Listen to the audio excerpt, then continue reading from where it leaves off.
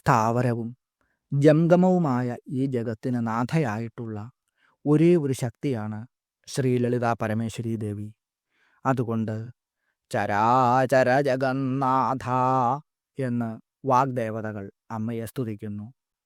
ജഗത്തിന് അമ്മയായതുകൊണ്ട് ജഗദംബ എന്ന് അമ്മയെ വിളിക്കുന്നു. ചരവും അചരവുമായ ജഗത്തിന് നാഥയായവൾ എന്നാണ് ഈ മന്ത്രത്തിൻ്റെ അർത്ഥം. അവിടുന്ന് 14 ലോകങ്ങൾക്കും ശരണ്യയാണ്. ശിവൻ, വിഷ്ണു മുതലായ ദേവസമൂഹം കൈകൾ കൊണ്ട് അഭയവും വരവും കൊടുക്കുന്നവരാണ്.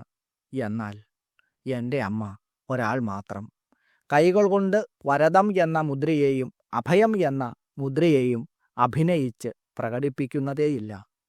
അവിടുത്തെ തൃപ്പാദ പത്മങ്ങൾ തന്നെ ഭക്തരെ ഭയത്തിൽ നിന്ന് രക്ഷിക്കുന്നതിനും അവർ ആഗ്രഹിക്കുന്നതിലും അധികമായ ഫലങ്ങൾ നൽകുന്നതിനും സമർത്ഥങ്ങളാണ്.